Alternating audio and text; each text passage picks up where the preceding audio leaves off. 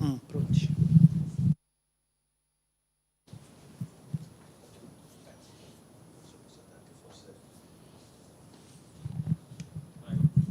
Allora, buongiorno a tutte e a tutti, grazie per essere intervenuti oggi alla presentazione di questo libro, forse anche di un'esperienza più che un libro e basta, del collega Giampaolo Trevisi, di cui abbiamo conosciuto in questi mesi in Consiglio regionale le qualità e anche i modi di fare. Lui che viene da una storia così importante che è quella della Polizia di Stato, con un'esperienza soprattutto formativa nei confronti dei giovani agenti.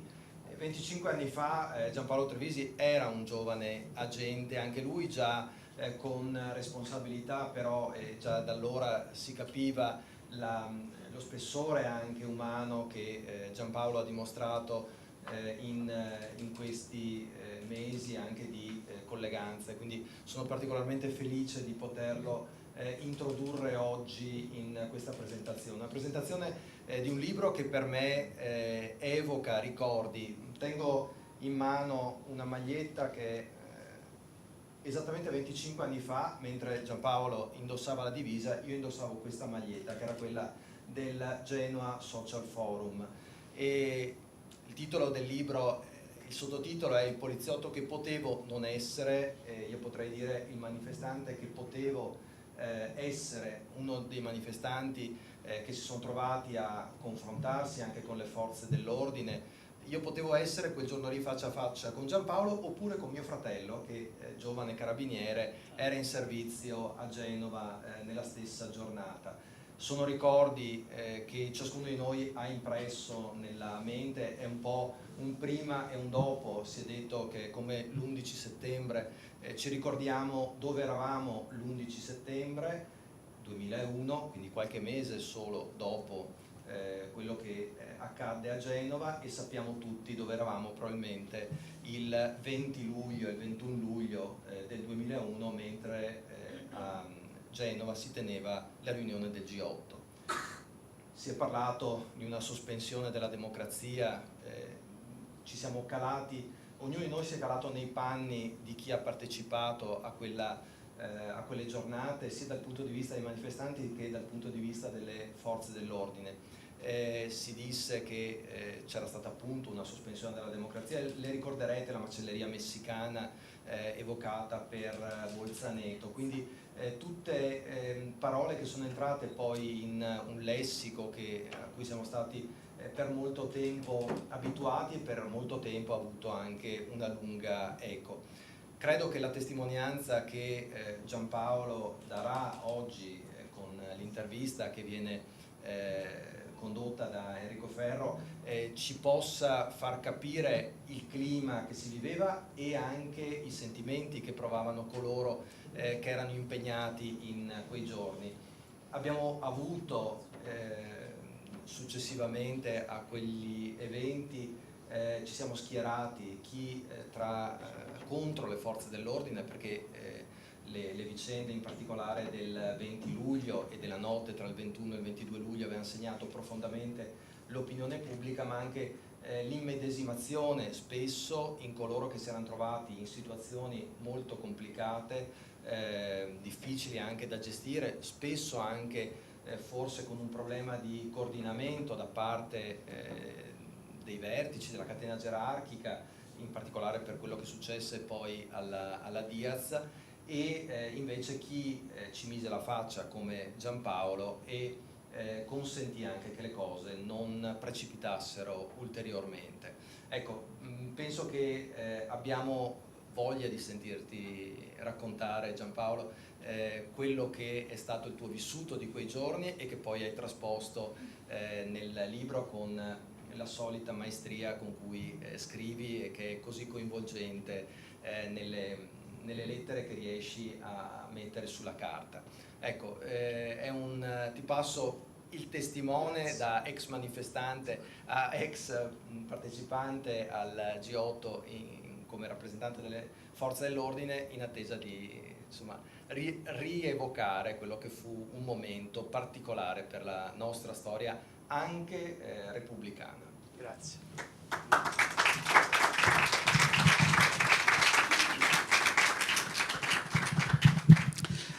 Ecco, io partirei subito con una provocazione, una domanda un po' provocatoria per entrare subito nel vivo, perché poi ci sarà tempo di spiegare il libro, no? Allora, Giampaolo Trevisi è un poliziotto di lungo corso, ha molta esperienza, un sacco di anni in Polizia di Stato, la squadra mobile, però facile scrivere un libro così ora che è consigliere regionale, ma perché non l'ha fatto prima da poliziotto? Fingo un malore a questo. No, ma intanto ringrazio Antonio, quindi la presentazione è stata talmente bella che dico sempre conviene fingere un malore così almeno uno non delude. Ringrazio tutti i consiglieri, colleghi, amici, perché sono diventati amici, Giovanni Manillo, insomma, il nostro capogruppo, e tutte le altre persone presenti, insomma.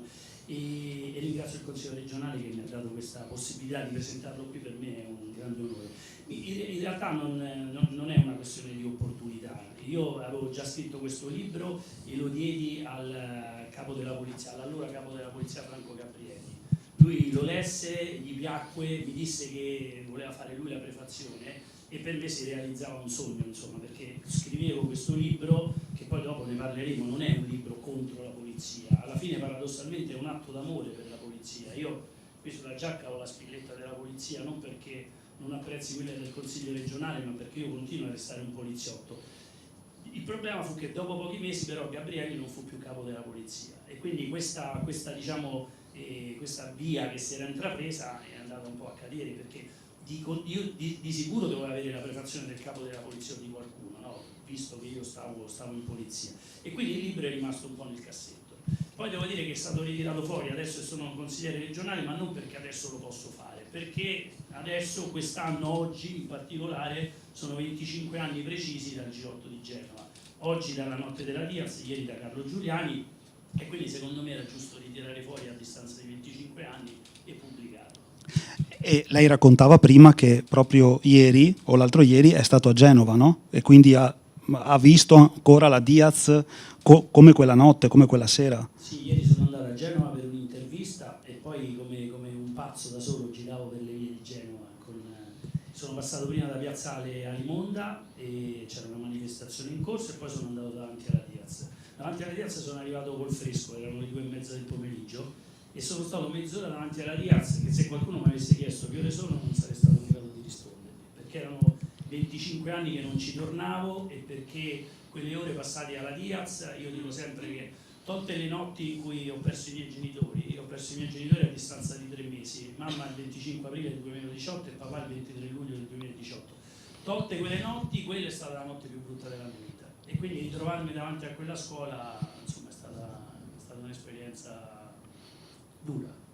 Ecco, mi colpisce il sottotitolo, no? Cioè, perché il titolo è Faccia a faccia e come vedete nella copertina c'è un agente col casco che parla con una persona che verosimilmente è un manifestante. Poi però mi colpisce il sottotitolo, il poliziotto che potevo non essere. Cioè, ci può spiegare questo sottotitolo? Che poliziotto poteva non essere? Io credo che la vita di ognuno, qualunque lavoro si faccia, è segnata dalle esperienze, no? E se sono esperienze negative forse si cresce ancora di più rispetto a quelle positive, si cresce di più con gli insuccessi rispetto ai successi. Michael Jordan dice che è diventato Michael Jordan grazie ai tiri sbagliati, non ai canestri fatti, insomma. E quindi indubbiamente, se non ci fosse stato il G8 di Genova, se io non fossi stato aggregato al G8 di Genova e probabilmente se non fossi andato davanti alla scuola Diaz, così come mi è successo, sarei stato un poliziotto diverso, perché comunque il G8 di Genova è stato uno spartiacque per un paese intero, per la democrazia, per la Repubblica, in particolare per la Polizia di Stato, per la gestione dell'ordine pubblico, insomma. Poi in realtà, lo diceva prima il consigliere Dalla Pozza, dopo luglio arriva settembre, arriva il crollo delle Torri Gemelle, quindi è stato un anno che ha segnato il mondo intero e il G8 fa parte di questo, e quindi indubbiamente mi ha segnato e mi ha trasformato come poliziotto. E quando mi sono ritrovato a fare una delle cose più belle della mia vita, che è stato formare i poliziotti, che io all'inizio ci sono andato, venivo dalla squadra mobile, quindi quando uno da piccolo sogna di fare il poliziotto, sogna di fare il dirigente della mobile. Mi mandano alla scuola di polizia e invece mi sono accorto che non c'è cosa più bella che formare i poliziotti, cioè plasmarli, e mi sono reso conto che anche grazie a questa esperienza ho tentato di trasmettergli qualche cosa, perché il fine era che non si verificassero più notti come quelle di Genova. Ecco, in effetti con la prima domanda sono stato un po' ingrato, no? Nel senso che dico come mai hai scritto questo libro solo ora.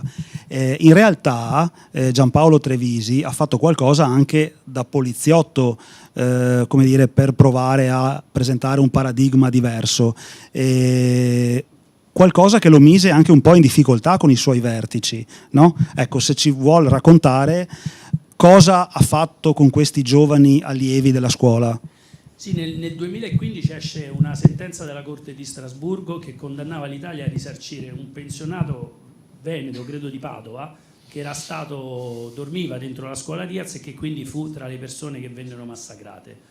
Ecco, questa è la foto da cui è tratto. Quello sono io, non si riconosce, sono passati 25 anni e c'è il casco in testa, ma sono io. E uscita questa sentenza, io decisi di far vedere il film Diaz all'interno della scuola. Quindi nell'aula magna dedicata ai fratelli Durazza, 2 poliziotti caduti in servizio entrambi, decisi di far vedere Diaz, ma non era poi uno scheletro in armadio. Diaz era stato al cinema, insomma, quindi io penso che a quell'epoca penso sia giusto far vedere Diaz. Lo faccio vedere, lo commento insieme agli allievi, tante domande anche interessate, no? Perché io dico sempre, gli allievi che entrano adesso negli ultimi corsi, l'ultimo corso lasciato c'erano allievi del 2005, i corsi precedenti erano 2000, 2001, quindi ragazzi o ragazze che non erano manco nate quando c'è stato il G8 di Genova. E quindi credo all'epoca decisi che insomma era necessario farlo vedere. Poi feci un post e io già ero sui social, cercavo sempre di misurare le parole, misurare le foto, perché ovviamente facevo parte di una meravigliosa famiglia come quella della Polizia di Stato, dove però insomma bisogna pure stare attenti. Decisi di fare un post chiedendo scusa e dicendo che comunque alle volte le parole non bastano. Io avevo fatto un fatto ed era quello di aver fatto il film Diaz, che comunque, se qualcuno non l'ha visto, è la cronistoria degli atti giudiziari, non c'è nulla di romanzato. Film Diaz, che si intitola Diaz, poi in realtà parla sia di Diaz che di Bolzaneto, che per quanto possa sembrare impossibile è addirittura peggio della Diaz, Bolzaneto, come esperienza. Io però nel libro non ne parlo perché non ci sono stato, sono abituato a raccontare le cose che vedo, e lì fui travolto da tanti commenti positivi e negativi. E un sindacato dell'epoca scrisse al capo della polizia, perché poi ovviamente questi post vennero presi dai giornalisti, quindi sul quotidiano L'Arena per esempio dice Trevisi, il poliziotto che chiede scusa per il G8, e un sindacato chiese la mia rimozione, perché disse che una lettera aperta al capo della polizia con la quale chiedeva che venissi rimosso perché facevo il lavaggio del cervello agli allievi, invece di insegnare gli facevo il lavaggio del cervello. Poi per fortuna all'epoca c'era il capo della polizia Alessandro Panza, che poi fu sostituito da Franco Gabrielli, però decisero fortunatamente di lasciarmi alla scuola e io poi ho continuato a far vedere il film Diaz senza poi magari mettermi lì a fare post o altro, però secondo me è fondamentale, cioè non puoi fare penale, procedura penale, tecnico operative, difesa personale e tiro se non spieghi ai futuri poliziotti che cosa è stato il G8 di Genova. Ecco, che poi la postfazione del libro è scritta proprio da Franco Gabrielli, che è stato il primo capo della polizia a chiedere scusa per i fatti di Genova, con una bellissima intervista su Repubblica di Carlo Bonini. Ma non a caso io quindi diedi il libro a Franco Gabrielli, perché sapevo che eravamo sulla stessa linea d'onda, cioè di una polizia che si deve rendere conto dei tragici errori che sono stati fatti e che deve chiedere scusa. Ora io poi capisco che le scuse non mie che contano poco, ma del capo della polizia dell'epoca poco fanno a chi è rimasto ferito, poco fanno a chi è rimasto massacrato all'interno della scuola.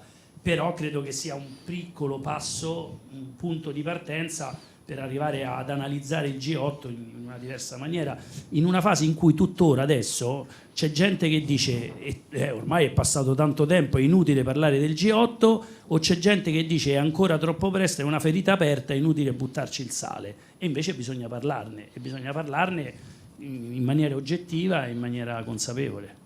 Ecco, ma lei che la polizia l'ha vissuta da dentro, è stato capito l'errore commesso? È stato processato a livello emotivo quello che è successo in quei giorni, o ancora ci sono delle isole di non comprensione, diciamo? Allora, delle isole di non comprensione possono ancora esserci. La polizia non è altro che lo specchio della società, quindi noi vediamo adesso in questi giorni, tra il caso Roggero e il tragico fatto di Bologna, che è tutto molto polarizzato, no? O hanno ragione o hanno torto. È difficile arrivare, anche quando secondo me ci sono momenti in cui sarebbe meglio restare in silenzio e aspettare solo gli unici che possono parlare, che in questo caso sono i magistrati alla fine delle indagini.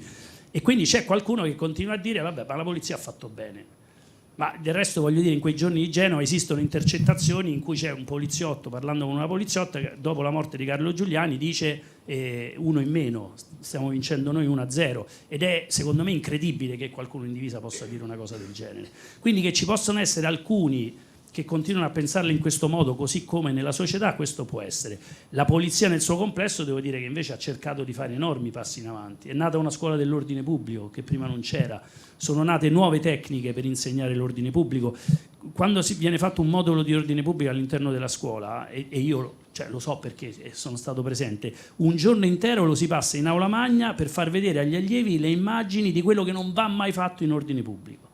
Quindi si è partendo proprio dalle immagini di Genova per arrivare anche ad altri episodi che ci sono stati. Perché il concetto qual è? Quello che io dico sempre riferito appunto alla Diaz, è che allora la notizia era che alla Diaz fossero tutti black bloc, poi in realtà si è appurato che non c'erano tutti black bloc, forse non ce n'erano davvero pochi o forse nessuno. Ma se anche io all'interno della scuola Diaz avessi trovato dentro il saccappello un black bloc, l'avessi riconosciuto come quello che la mattina mi ha tirato addosso bottiglie Molotov e sassi, io quella persona l'avrei dovuta prendere, portarla in questura per identificarla, arrestarla o denunciarla. Non l'avrei comunque dovuta toccare con un dito, perché io sono lo Stato e lo Stato non si vendica. Lo Stato non fa vendetta, non va dentro una scuola e massacra coloro che probabilmente sono stati gli autori delle devastazioni a Genova, perché sennò non c'è più differenza fra lo Stato e chi invece lo Stato lo vuole sovvertire. E quindi questo è il messaggio che deve passare e sul quale davvero nessuno oggettivamente dovrebbe aver da ridire, perché lo Stato è lo Stato. Ma nell'immediatezza dei fatti, cioè lei era fuori dalla Diaz, lei ha compreso quello che stava accadendo o si è capito dopo? È stata un'alternanza di sentimenti. Allora, quando hanno detto che io non sarei potuto entrare all'interno della scuola Diaz perché con me avevo 80 carabinieri, io a seconda del turno o avevo carabinieri o poliziotti. Il giorno prima era successo di Carlo Giuliani, quindi mi dicono te stai fuori dalla scuola, circondi la scuola, non devi far sì che nessuno entri e che nessuno esca dalla scuola. E io lì per lì ci rimango anche male, perché io ero un funzionario di 31 anni, dico vado dentro la scuola e faccio... Cioè, prendiamoli questi black bloc che hanno devastato Genova. In realtà poi, quindi nel momento in cui entrano i primi reparti, io vado sotto, davanti proprio al portone della scuola Diaz, e da sopra vedo le finestre che si aprono. In quel momento io ho detto adesso ci tirano i Molotov, perché la notizia era piena di black bloc. Noi avevamo gli scudi, ma se ti arrivano 3-4 bottiglie Molotov lo scudo non fa nulla, si scioglie. E di fronte a me, accanto a me, c'era un carabiniere, sarà stato alto 1,90, che si è letteralmente fatto la pipì addosso, perché era giovane e perché avevamo paura. Poi non succede nulla, da quella finestra non viene lanciato nulla e io quindi torno in posizione e chiudo la scuola. Nell'immediato no, io nell'immediato sento urla, sento porte che si sbattono, ma purtroppo in molti casi le perquisizioni così sono, è difficile che trovi qualcuno che ti apre le porte. Dopo no, dopo io inizio a vedere tante persone che escono ferite, cioè che escono in barella, che escono con i tagli, che escono sputando sangue.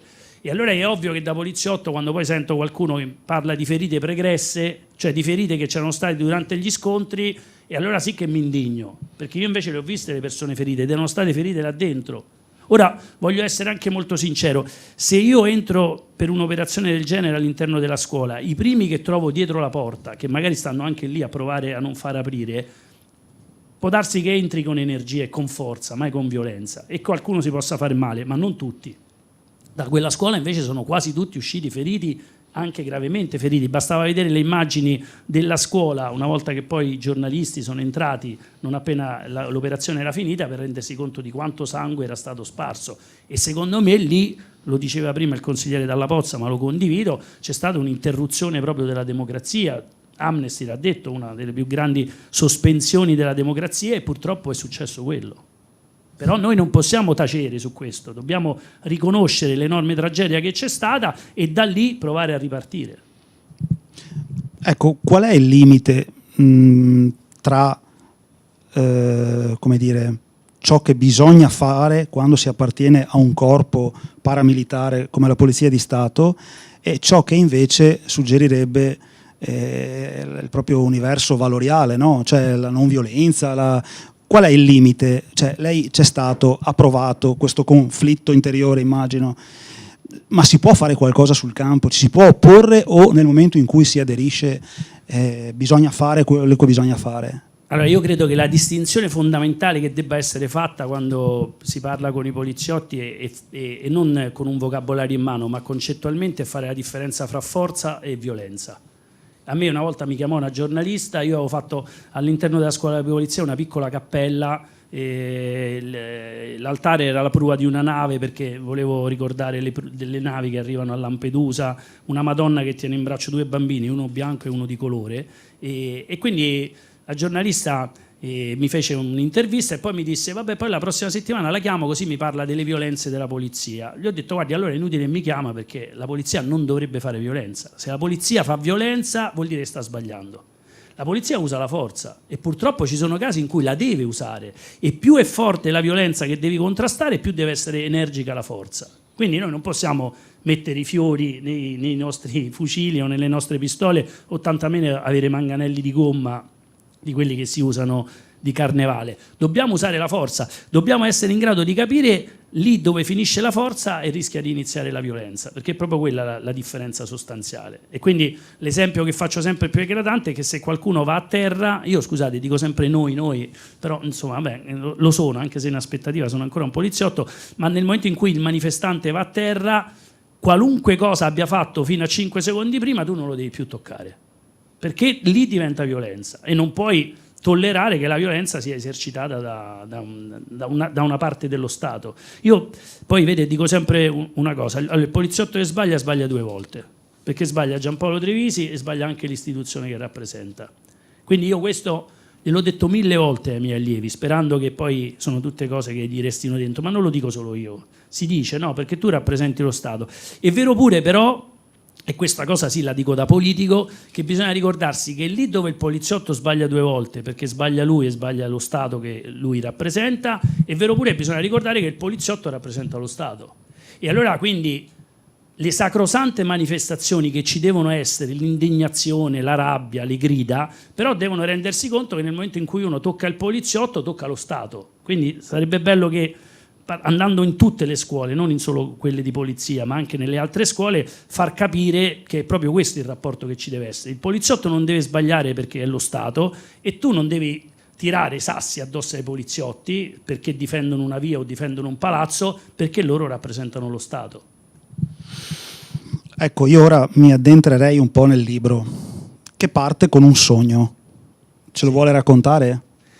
Sì, parte con un sogno. Il libro non è un saggio, non è un vero e proprio diario, è un romanzo che però è legato alla mia attività. Parte con un sogno dove c'è tutto dentro, c'è l'estintore rosso che aveva in mano Carlo Giuliani, ci sono i segni di gesso sull'asfalto di dove è morto Carlo Giuliani, ci sono io, c'è il cielo, c'è il mare, insomma è un sogno che in realtà ho ricostruito in base ad alcuni pezzi di sogno che ho fatto davvero dopo le notti di Genova, insomma. E quindi parte così perché in qualche modo ti fa calare in quei giorni di Genova, perché bisogna pensare soprattutto ai più giovani e quindi a coloro che nel 2001 non erano neanche nati. Ecco, se uno legge quel sogno in qualche modo si dovrebbe un po' ritrovare nella città di Genova, città difficile e complicata, questo il primo grande errore, no? Fu scelta una città, forse non c'era città meno indicata di Genova per svolgere il G8. Genova, per chi la conosce, è una città schiacciata tra mare e montagne, con queste sopraelevate, basta boccare una sopraelevata e blocchi la circolazione a Genova.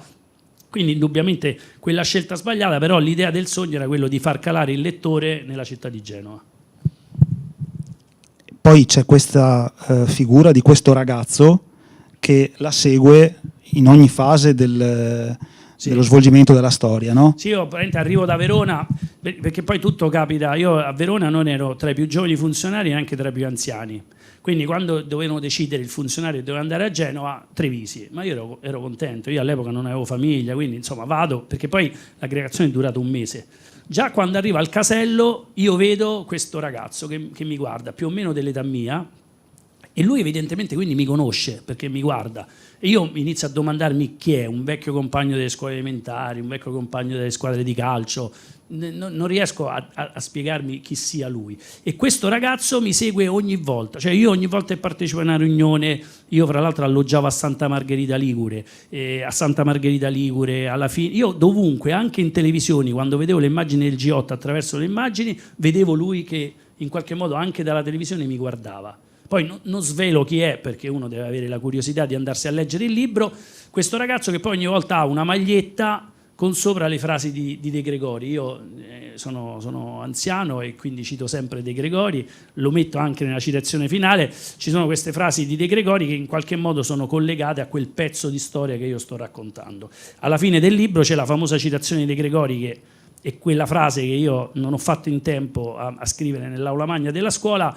In realtà la canzone è di Luigi Grechi, il fratello di De Gregori, Il bandito e il campione si intitola. Il bandito e il campione parla di due grandi ciclisti. Uno era Sante Pollastri, che però con le bici ci faceva le rapine, e l'altro era Girardengo, che invece è stato un grande campione. Alla fine, quando arrestano Sante Pollastri, De Gregori, il fratello, scrive cercavi giustizia e trovasti la legge. Ecco, io credo che l'obiettivo di ognuno di noi, politici, forze dell'ordine, magistrati, ma chiunque, insegnanti, qualunque sia la nostra funzione, noi sia quello di seguire la giustizia ancora prima della legge, non oltre la legge, non senza badare alla legge, ma cercare di seguire la giustizia.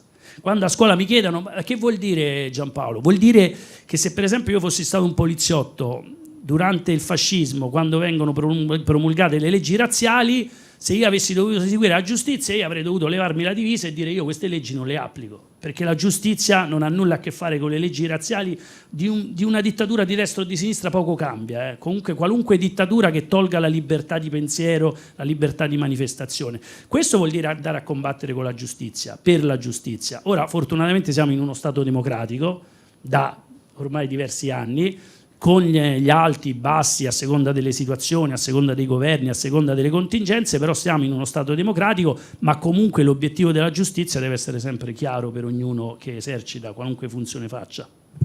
Uno Stato democratico che però periodicamente subisce delle torsioni, no? Come quelle che stiamo vedendo in questi giorni, il caso del gioielliere che spara e ammazza 2 persone, alcuni partiti ne chiedono la grazia immediatamente, o il fermato di Bologna, e quindi lì come ci si pone di fronte a queste questioni? Allora io credo che si debba parlare di queste questioni su 2 livelli. Se uno sta seduto al bar e davanti in Veneto si beve sempre il bianchetto, lo spritz, e parla dalla pancia, e allora è libero, almeno in quel contesto, di poter dire qualunque cosa. Se tu, secondo me, sei rappresentante delle istituzioni, che tu sia un sindaco, che tu sia un consigliere regionale, che tu a maggior ragione sia ministro, presidente del Consiglio o capo di un partito dell'opposizione, davvero parlo in maniera trasversale, ti devi ricordare chi sei. Perché nel momento in cui, per esempio, tu diventi ministro, sei il ministro di tutti, anche di coloro che non ti hanno votato. E quindi, francamente, io penso che vedere scene di determinati rappresentanti istituzionali che vanno a pretendere la grazia o subito parlare di richiesta, parlare di una nuova legge di legittima difesa che era già stata cambiata nel 2019 e che secondo me è già arrivata all'estremo, secondo me è qualcosa di sbagliato che non fa altro che ingenerare nel paese questa divisione che poi è una divisione che non porta a nulla se non a uno scontro totale. Ma se tu le persone che invece dovrebbero governare questa situazione, governare, e non parlo dei governanti, parlo di tutti, ma le situazioni che dovrebbero governare questa situazione, governare quindi la paura, non alimentarla, e allora vuol dire che c'è qualcosa di profondamente sbagliato. Quindi io sul caso Roggero devo dire che basta leggere il codice penale per rendersi conto che non è stata legittima difesa. Ora poi umanamente possiamo essere vicini alla persona di 72 anni, vogliamo parlare del fatto che superati i 70 anni, qualunque sia il reato, forse uno dovrebbe stare agli arresti domiciliari piuttosto che in carcere, però è evidente che è stata un'esecuzione fatta da una persona che era stata bloccata la moglie, la seconda, la prima, la terza, la quarta, tutte le giustificazioni che sono state considerate dai giudici, perché considerate che per un duplice omicidio sono stati dati 14 anni, per un omicidio si parte di solito da 21 anni. Allora uno dovrebbe prendere atto di quello e poi parlare dell'eventualità di richiedere la grazia, che è una prerogativa del Presidente della Repubblica, è solo sua, parlare di tante altre situazioni. Però credo che bisogna fare chiarezza in maniera oggettiva. Così come per arrivare ai fatti di Bologna, dove è più difficile fare chiarezza, perché è appena successo. E allora io dico sempre, quando è così, credo che la cosa migliore sia stare in silenzio. Stare in silenzio ed aspettare, prima di tutto per il rispetto di quella persona che non c'è più, perché questo si parte da lì, da una persona che non c'è più, che probabilmente aveva un disagio psichico, che probabilmente, da quello che pare, perché le immagini non lo dicono, pare che ci siano delle immagini, abbia dato prima in escandescenza, quindi però restiamo in silenzio. Poi dopo, quando i magistrati, con l'aiuto delle forze dell'ordine, avranno la capacità di dirci che cosa davvero è successo, con gli esiti dell'autopsia, con le testimonianze delle persone che erano presenti lì, che sono state iscritte in questo adesso registro bis, o di altre persone presenti come quella che ha fatto la ripresa col telefonino, allora probabilmente uno dovrebbe avere poi il coraggio di dire come la pensa, ma rispetto a dei fatti oggettivi. Io sono assolutamente contrario a chi dice sto comunque sempre con la polizia, comunque loro hanno ragione, perché bisognerà vedere se gli agenti, io spero di sì, se gli agenti hanno operato nel migliore dei modi. Sono però anche contro coloro che puntano il dito contro i poliziotti dicendo che sicuramente hanno sbagliato i poliziotti e quindi da lì si deve partire. Questo poi genera pure manifestazioni di piazza che possono arrivare poi a degli scontri che sono generate però dalle parole. Le parole sono importanti e più uno ha un incarico e più deve stare attento alle parole che dice, pensare a quali siano le conseguenze. Il problema è che però per alcuni non è che siano stupidi, sono intelligenti e sanno che così si conquista la pancia della gente, però bisognerebbe andare un po' oltre se vogliamo bene al nostro paese. Poi se pensiamo storicamente succedono queste tragedie, no? Stefano Cucchi, Aldrovandi, ora Bologna Pilastro, ma anche la Diaz. Secondo lei è possibile una pacificazione o è una chimera anche solo pensarci? Tra chi indossa una divisa e chi invece deve e vuole manifestare. Allora io credo che per alcune persone da una parte e dall'altra sia difficile arrivare a una pacificazione, perché se tu parti dal pregiudizio o solo con la polizia o contro la polizia fai fatica.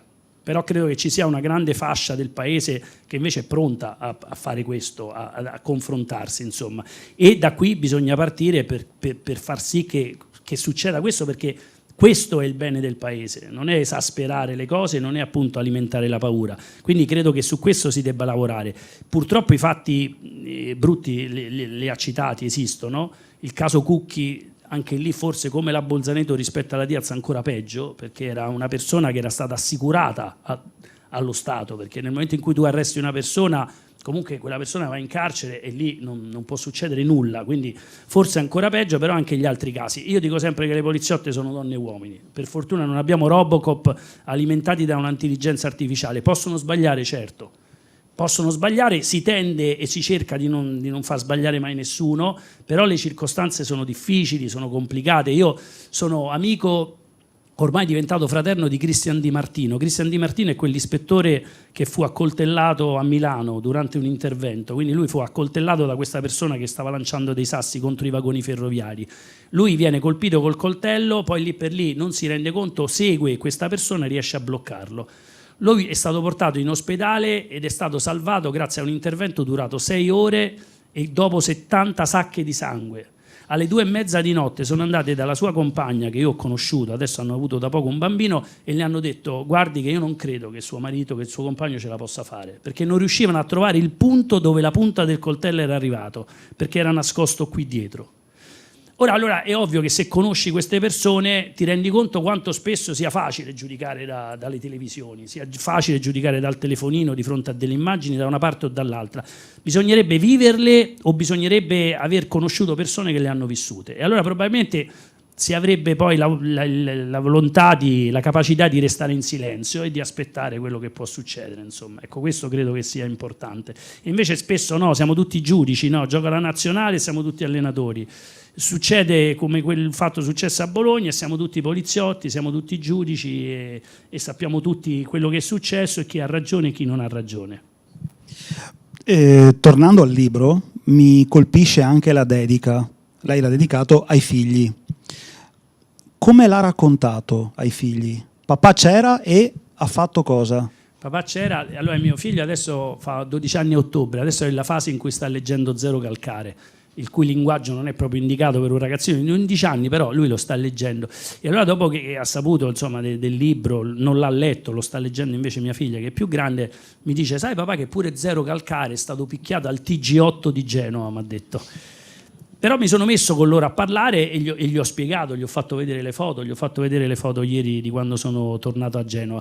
È dedicata a loro perché io ancora non so i miei figli che faranno. Mia figlia dice che vuole fare la poliziotta, mia moglie è anche una poliziotta, quindi mio figlio, che pur essendo nato, glielo dicevo prima, all'1:13 di notte del 6 ottobre del 2014, quindi 113, quindi anche lui è un poliziotto segnato, mio figlio... E per come lo vediamo adesso io e mia moglie rischia di fare più l'anarchico che il poliziotto, però comunque quello che io ho detto nella dedica è che comunque qualunque cosa loro decideranno di fare, quindi che si trovino in piazza dalla parte della polizia, dei carabinieri o di chiunque indossa un uniforme o dalla parte dei manifestanti, che loro possano non vivere più notti come le mie notti di Genova, insomma. Questo credo che sia la speranza per me più grande, che nulla possa accadere come quello che è accaduto a Genova, dove c'è stata davvero lo dicevamo prima, una sospensione collettiva e totale, non è un episodio singolo.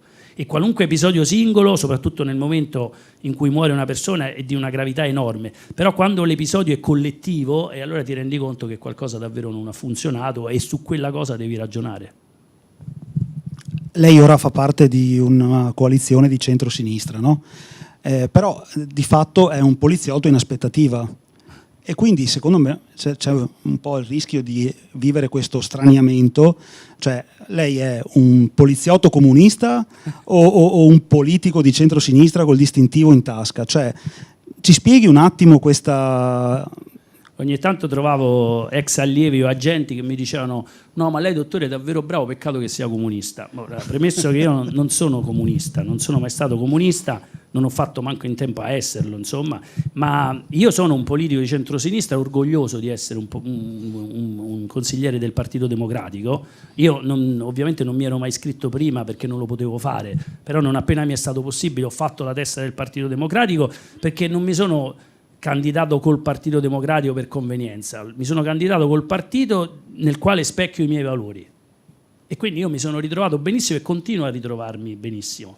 È chiaro che questo ha attirato qualche critica, perché dicono sì, vabbè, la politica va bene, poi ci sono quelli che dicono che da 30 anni io sto facendo tutto per arrivare poi alle elezioni, quindi ci sta di tutto e di più, poi nei social, insomma, lo sappiamo, però proprio col PD, cioè proprio col partito che sta... Allora io ogni volta quello che rispondo è: tiratemi fuori il nome di una persona del Partito Democratico che ha tirato i sassi contro i poliziotti, che ha tirato le molotov contro i poliziotti, che ha fatto la sua critica, ma giusto, ma meno male che si possono fare le critiche nei confronti dei diversi apparati dello Stato, ma tiratemi fuori questo nome di un partito che evidentemente è tanto contro la polizia che ha chiesto a un poliziotto di candidarsi.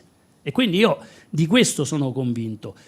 È vero una cosa, perché poi è giusto fare l'autocritica, quindi io la facevo da poliziotto e la faccio dal Partito Democratico. Io nella mia vita sapevo davvero fare poche cose, adesso questa cosa non neanche più, perché sono avanti con l'età, però sapevo giocare bene a calcio e calcetto. E allora dico che se te nel campo di calcio della sicurezza però per diverso tempo hai lasciato il campo completamente libero perché i giocatori non l'hai fatti entrare e il campo se lo sono presi tutti dall'altra parte, e allora non possiamo criticare solo chi si è preso il campo, dobbiamo pure guardare e dire ma come mai si sono presi tutto il campo, cioè tutto, non un'area, il centro, no, tutto il campo. E allora credo che sia giusto parlare di sicurezza anche nel Partito Democratico, come del resto sta avvenendo in un intero campo largo, con parole profondamente diverse da quelle che vengono professate dall'altra parte. Non dobbiamo rincorrere la pancia delle persone o gli slogan che sono stati tante volte utilizzati in questa fase di governo, no? Tant'è che si è parlato tanto di sicurezza, slogan su slogan, i risultati purtroppo, e dico purtroppo perché io da poliziotto meno male, sarei contento se ci fosse più sicurezza, se si fossero trovate soluzioni, se fossero aumentati i poliziotti, i carabinieri, se fossero dati più capacità di formazione alla polizia locale e tante altre cose. Però non è avvenuto. Allora vuol dire che si è lavorato con gli slogan e secondo me la sicurezza è una cosa seria, che non è né di destra né di sinistra, è di tutti. Anzi, paradossalmente la sicurezza è proprio dei cittadini più deboli, perché sono i più deboli che hanno bisogno di sentirsi più sicuri, coloro che non possono pagarsi l'allarme, coloro che non possono pagarsi la vigilanza privata, coloro che non hanno alte recinzioni intorno alle loro ville.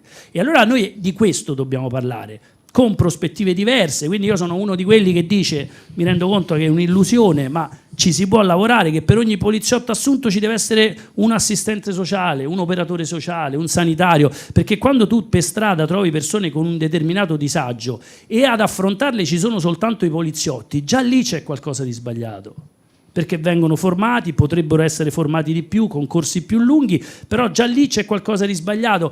E rispetto a chi parla di remigrazione, io, e non mi invento nulla, cito Franco Gabrielli, che parla invece, secondo me, di una cosa molto chiara e molto limpida, che è un ministero per l'integrazione, un ministero per l'immigrazione. Perché quando si parla di immigrazione si parla di sicurezza, certo, si parla di salute, si parla di casa, si parla di scuola, si parla di mille cose.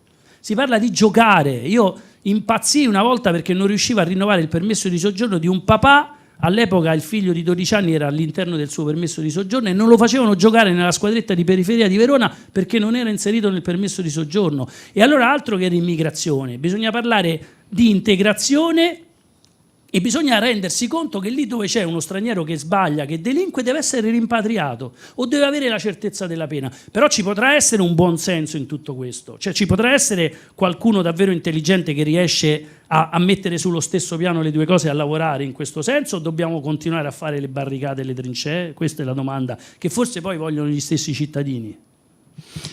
Ecco, provando ad allargare un po' il campo, che tipo di traiettoria può avere una figura come quella di Franco Gabrielli all'interno di una coalizione di centrosinistra, campo largo, secondo lei? Allora io credo che Franco Gabrielli dal punto di vista della sicurezza sia davvero un luminare e ci siano poche persone che conoscano il tema della sicurezza così come le conosce lui.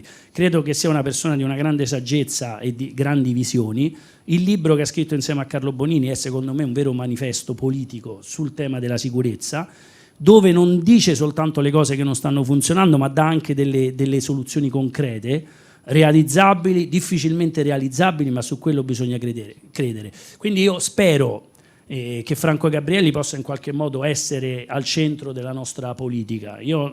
Lui ha già detto lui, e quindi mi permetto di ripetere le cose che ha detto lui, che se anche ci fossero delle primarie per un eventuale leader di un campo largo non parteciperà alle primarie. Però io spero che un paese serio come l'Italia, nel caso in cui ovviamente, perché Franco Gabrielli ormai si è tendenzialmente schierato, voglio dire, pur non essendo iscritto, pur continuando a dire che lui è un prefetto in pensione, un poliziotto in pensione, credo che nel momento in cui ci dovesse essere la vittoria di un campo largo, Franco Gabrielli andrebbe necessariamente sfruttato, perché potrebbe essere una risorsa davvero preziosa per il nostro paese. Ecco, un'ultima domanda prima di concludere questo incontro che spero sia stato, come dire, proficuo dal punto di vista dei contenuti, insomma, e anche dei valori. Se dovesse convincere qualcuno a comprare questo libro, cosa direbbe? Compratelo, leggetelo, perché?